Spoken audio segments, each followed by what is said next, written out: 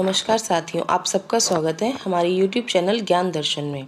साथियों, आज हम आपके लिए चित्रकला का एक नया टॉपिक लेके आए हैं जो कि NCERT की सारी किताबों से है और परीक्षा की दृष्टि से बहुत महत्वपूर्ण है। और ये मेरे खुद के नोट्स हैं, इसलिए मैं आपके साथ शेयर कर रही हूँ। तो आप भी इन्हें बहुत अच्छे से पढ़िए, आपकी आने वाली परीक्षाओं में ये बहुत हेल्पफुल रहेंगे। तो चलिए शुरू करते हैं। आधुनिक भारतीय कला। 19वीं शताब्दी के मध्य और उत्तरार्ध में भारत के प्रमुख शहरों में अनेक कला विद्यालयों की स्थापना की गई, जैसे मद्रास, जो कि अब चेन्नई के नाम से जाना जाता है, मद्रास कला विद्यालय 1850 में, कलकत्ता कला विद्यालय 1854 में, मुंबई कला विद्यालय 1857, college art and craft Lahore 1875, Rajasthan school of art 1857। आगे, औपनिवेशिक पक्षपात के विपरीत राष्ट्रवादी कला का उदय हुआ। बंगाल स्कूल ऑफ आर्ट्स का विकास अवनींद्र नाथ टैगोर तथा E.V. हैवल ने किया। भारत का प्रथम राष्ट्रवादी कला विद्यालय कला भवन 1919 में शांति निकेतन में नवस्थापित विश्व भारती विश्वविद्यालय में किया गया, जिसकी परिकल्पना कवि रविंद्रनाथ टैगोर ने की थी। यह वह समय था जब पूरी दुनिया प्रथम विश्व युद्ध के कारण गहन राजनीतिक उथल-पुथल की अवस्था में थी। आगे, कलकत्ता की यात्रा करने वाली प्रसिद्ध बाहौस कला प्रदर्शनी और उस समय की कला पत्रिकाओं के कारण आधुनिक यूरोपीय कला ने भारतीय कलाकारों को प्रभावित किया। इस तरह गगनेंद्र नाथ और अन्य कलाकारों ने घनवाद और अभिव्यंजनावाद जैसी अंतर्राष्ट्रीय कला के बारे में जाना। इन्होंने अकादमिक यथार्थवाद का त्याग कर अमूर्त के साथ प्रयोग किया। इनका मानना था कि कला को दुनिया की नकल करने की आवश्यकता नहीं है, बल्कि उसे रूपों, रेखाओं और रंगों के रूप से प्रयोग से अपनी स्वयं की दुनिया का सृजन करना चाहिए। गगनेंद्र नाथ टैगोर ने घनवादी तत्वों को समाहित करके अपनी स्वयं की एक विशिष्ट शैली का निर्माण किया। इन्होंने अपने रहस्यमयी चित्रों में ऊर्ध्वाधर, क्षैतिज और तिरछी रेखाओं का प्रयोग किया, जो पिकासो की घनवादी शैली से भिन्न है। आगे, पिकासो ने ज्यामितीय आकृतियों का प्रयोग करके इस घनवादी शैली का आविष्कार किया था।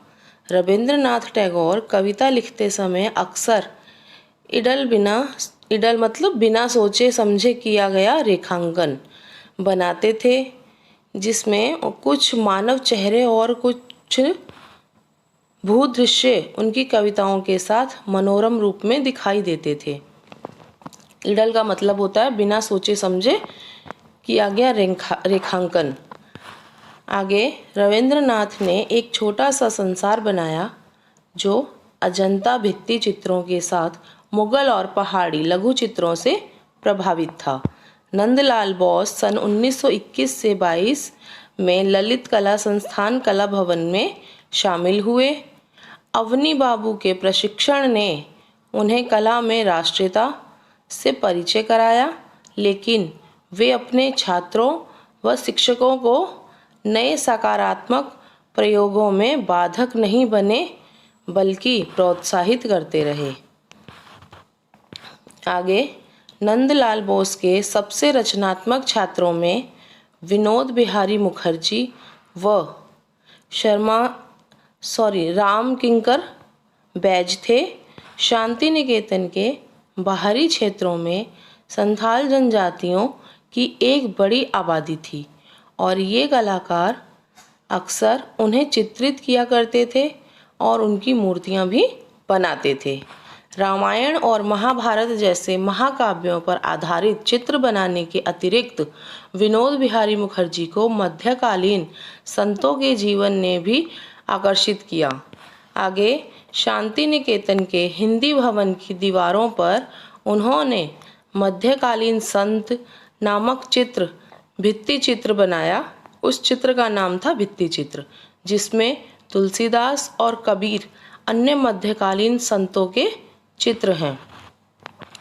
आगे आधुनिक भारतीय मूर्तिकार राम किंकर बैज ने कला भवन परिसर के खुले प्रांगण में निर्मित मूर्ति संथाल परिवार है, जिसके एक परिवार के साथ कुत्ता दिखाया गया है।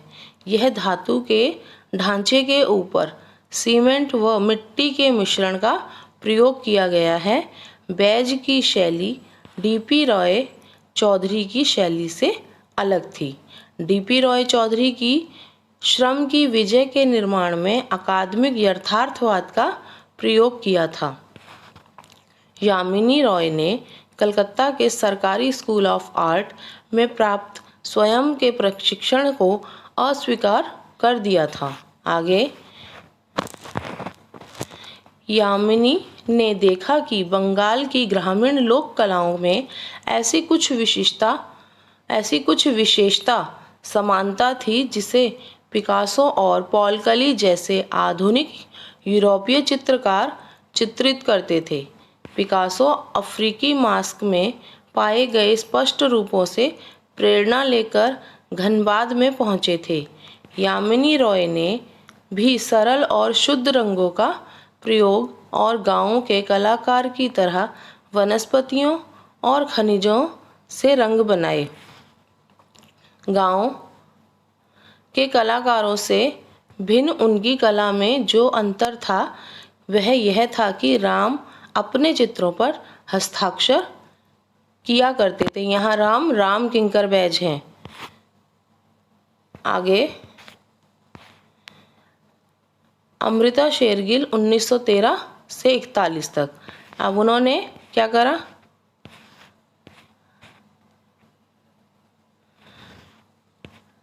जो अर्ध हैंगरियन और अर्ध भारतीय हैं, वे एक अद्वितीय महिला कलाकार के रूप में उभरती हैं। उन्होंने 1930 के दशक में आधुनिक भारतीय कला के विकास में विशिष्ट योगदान दिया। दूसरे कलाकारों के विपरीत उन्होंने पेरिस में प्रशिक्षण प्राप्त किया था, अतः उन्हें प्रभाववाद और उत्तर प्रभाववाद जैसे आधुनिक यूरोपीय कला रुझानों का प्रत्यक्ष अनुभव था। यह तय करने के बाद कि वे भारत को अपना कार्यक्षेत्र बनाएंगी, उन्होंने भारतीय विषयों और आकृतियों के साथ अपनी आगे है अमृता शेरगिल।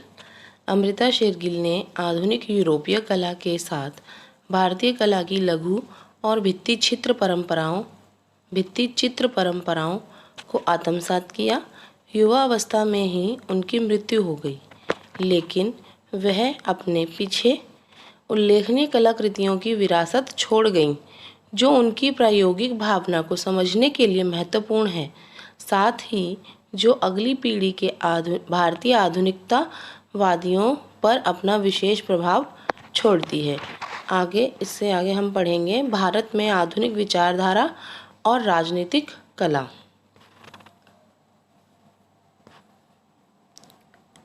रूपों, रंगों, छाया और पोत मतलब बनावट आदि पर अधिक बल दिया। दक्षिण भारत में के मूर्तिकार पीवी जानकीराम गणेश से उनकी तुलना की जा सकती है, जिन्होंने रचनात्मक तरीके से धातु की चादरों पर काम किया है। गांवों और शहरों में अपने आसपास की गरीबी और लोगों की दुर्दशा को देखकर कलकत्ता में कई युवा कलाकार समाजवाद और विशेष रूप से मार्क्सवाद की ओर आकर्षित हुए। इस आधुनिक दर्शन को पश्चिम में 19वीं शताब्दी के मध्य में कार्ल मार्क्स द्वारा उल्लेखित किया गया था। इस दर्शन ने समाज में व्याप्त वर्ग अंतर के बारे में महत्वपूर्ण प्रश्न पूछे थे। इस अवधारणा ने कलाकारों को बहुत प्रभावित किया। वे चाहते थे कि उनकी कला इन सामाजिक समस्याओं के बारे में चर्चा करे। चित्त प्रसाद और सोमनाथ होरे जैसे भारत के 2 सबसे प्रमुख राजनीतिक कलाकारों ने इन सामाजिक सरोकारों को व्यक्त करने के लिए एक मजबूत माध्यम के रूप में प्रिंट मेकिंग को अपनाया। प्रिंट मेकिंग के द्वारा एक कलाकृति की कई प्रतिकृतियों का निर्माण करना आसान हो जाता है, साथ ही इस तरह वह अधिक लोगों तक पहुंच भी जाती है। चित्त प्रसाद की नक्काशी, एचिंग, लिनोकट, मुद्रण और शिला मुद्रण में गरीबों की विकट परिस्थितियों को दिखाया गया है। इसमें आश्चर्य नहीं कि उन्हें भारतीय कम्युनिस्ट पार्टी ने बंगाल अकाल से प्रभावित गांवों की यात्रा करने और स्केच बनाने के लिए कहा, जो कि बाद में हंगरी बंगाल के नाम से पैम्फलेट के रूप में प्रकाशित हुए। आगे है progressive artist group of Bombay and बहुमुखी भारतीय कला।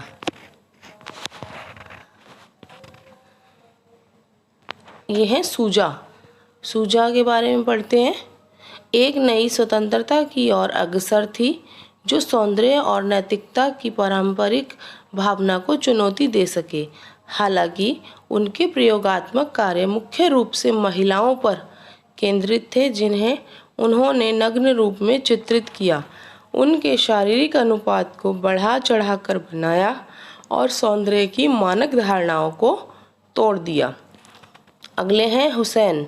दूसरी ओर एमएफ हुसैन चित्रकला की आधुनिक शैली को भारतीय संदर्भ में समझने योग्य बनाना चाहते थे। उदाहरण के लिए उन्होंने पश्चिमी अभिव्यंजनवादी तुलिकाघात, ब्रश स्ट्रोक जिसे बोलते हैं, का प्रयोग चमकदार भारतीय रंगों के साथ किया। उन्हें न केवल भारतीय पौराणिक कथाओं और धार्मिक स्रोतों ने, बल्कि लघु चित्रों, ग्राम शिल्प और यहाँ तक कि लोक खिलौनों की शैली ने भी आकर्षित किया। भारतीय विषयों के साथ चित्रकला की आधुनिक शैली के सफलतापूर्वक संयोजन के परिणाम स्वरूप हुसैन की कला अंततः विश्व की आधुनिक काल में आधुनिक भारतीय कला का प्रतिनिधित्व करने लगी। मदर टेरेसा नामक चित्र यह समझने के लिए एक अच्छा उदाहरण है कि कैसे उन्होंने आधुनिक कला में उन विषयों को चित्रित किया जो भारत के साथ साथ अंतर्राष्ट्रीय दर्शक के लिए महत्वपूर्ण हैं। साथियों, ये थे आज के टॉपिक और आज के कुछ महत्वपूर्ण चित्र कला के कलाकार। इनको आप बहुत अच्छे से पढ़िए। आने वाली आगामी परीक्षाओं में ये आपके लिए बहुत सहायता प्रदान करेंगे और ऐसे ही पढ़ते रहिए, आगे बढ़ते रहिए और हमारे चैनल को लाइक, सब्सक्राइब और शेयर करते रहिए ताकि हम आपके लिए और अच्छे अच्छे महत्वपूर्ण तथ्य लाते रहें। धन्यवाद।